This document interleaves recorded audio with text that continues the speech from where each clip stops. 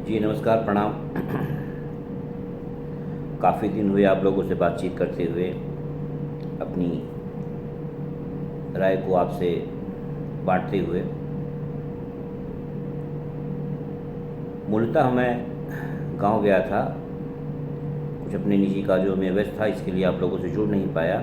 और वैसे भी अधिकतर मैं जब कोई विशेष घटना होती है, कोई विशेष जियोपॉलिटिकल या कुछ विशेष जो है घटनाक्रम होता है, तभी ही मैं आप लोगों के सम्मुख अपनी राय लेकर आता हूँ। अन्यथा मैं केवल फॉर्मेलिटी के लिए नहीं आता, औपचारिकता निभाना मेरी फितरत में नहीं है।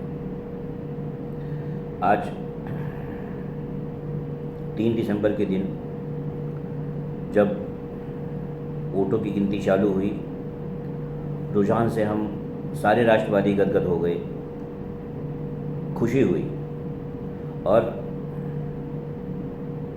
शंका कुशंका संशय निश्चितता अनिश्चितता के बीच में झूलते हुए एक आध घंटा जाते जाते ये मन को विश्वास हो गया कि राष्ट्रवादी पार्टी पूरे अपने बहुमत के करीब है और बहुमत लेकर सत्ता में वापसी करेगी और कहीं पे सत्ता पर परिवर्तन करेगी। बड़े बड़े वरिष्ठ नेता आए, बधाई दिया प्रधानमंत्री मोदी जी को, और हमारे चाणक्य कहे जाने वाले शाह जी को, नड्डा जी को, राज्य स्तर के जितने भी वरिष्ठ नेता हैं, कार्यकर्ता हैं, उनको। भाइयों, मैं अपनी इस विषय पे मैं अपनी राय रखता हूँ कि हर एक जीत, उसके पीछे एक नींव का पत्थर छिपा होता है जो दिखाई नहीं देता। इमारत बनने पर वो दिखाई नहीं देता। क्यों? क्योंकि वो ज़मीन के काफ़ी भीतर, दीवार के काफ़ी भीतर जो है नींव में धंसा होता है। तो सारे राष्ट्रवादियों से मैं कहना चाहता हूँ, बीजेपी चाहे 2014 में जीते, चाहे 2019 में जीते, चाहे आज जीते, इसमें सबसे बड़ी भूमिका किसी की अगर होती है तो रोज डिबेट्स में, प्राइम टाइम में, पर्दे के पीछे बैठ के पर्दे के सामने नज़र आने वाले जो पार्टी के प्रवक्ता होते हैं ना, उनका इसमें बहुत प्रमुख रोल होता है। उनका जो सहयोग होता है वो सबसे बड़ा होता है, क्योंकि कोई भी नेता जनता से उनके मर्म को,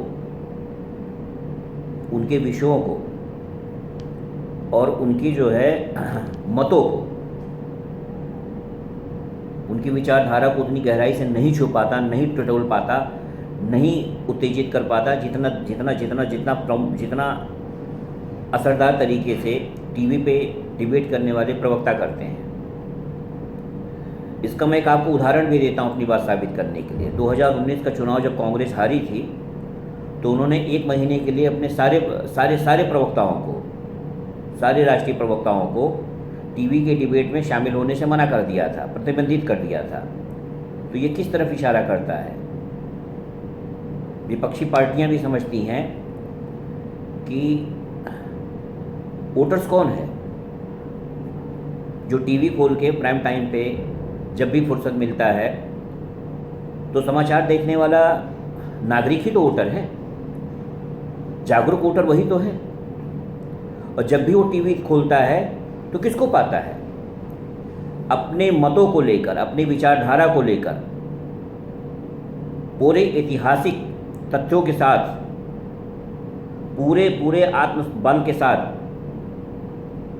पूरे ठोस तथ्यों के साथ लड़ते हुए ये प्रवक्ताओं को ही तो पाता है, पार्टी के प्रवक्ताओं को ही तो पाता है, और दूर बैठे हुए उनसे जुड़ जाता है और उनकी हर कही हुई बात पे ताली बजाता है, उनकी हर कही हुई बात पे थोड़ा सा उठ जाता है कि हाँ, सही कहा, यही मेरे मन में था, यही कहना चाहिए था। जैसे कोई क्रिकेट और फुटबॉल मैच हो रहा हो और उसका उन्माद हो, ये उन्माद, ये जो जनता के भीतर पल रहे उनकी जो स्वयं की विचारधारा है, उनकी जो स्वयं की उथल पुथल है, उसको कुरेदने का काम यही प्रवक्ता करते हैं और रोज करते हैं। काम से थके हारे आए हुए जागरूक नागरिकों के लिए, समाचार देखने वालों के लिए अपना राष्ट्रीय विषयों पे,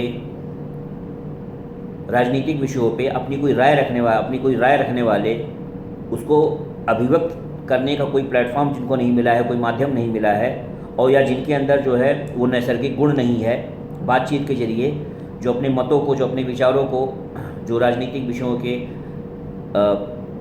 बाकी विषयों पे जो है राय होते हुए भी अभिव्यक्त नहीं कर पाते, वो अपनी अभिव्यक्ति इन्हीं राजकीय प्रवक्ताओं के तौर पे देखते हैं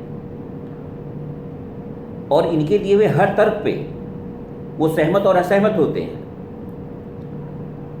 और यही जो प्रवक्ता हैं, जब उनके मर्म को कुरेद देते हैं और मर्म को कुरेद के उनसे आत्मसात हो जाते हैं, उनसे जुड़ जाते हैं, इतना दूरी होते हुए भी मतों के जरिए, विचारधारा के जरिए जब जुड़ जाते हैं, तो फिर वो पार्टी के लिए एक लाइन तैयार करते हैं,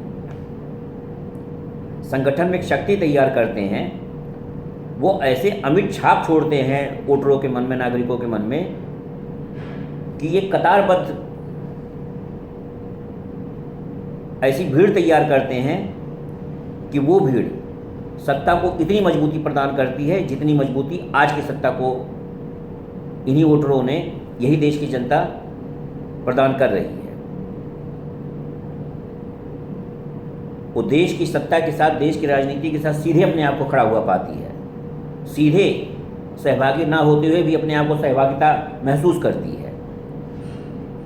तो आज की जीत के लिए ये जो प्रवक्ता हैं, उनकी जो कार्यकुशलता है, उनका जो अध्ययन है, उसको मेरा सलाम, मेरा नमस्ते। Good job. जय हिंद।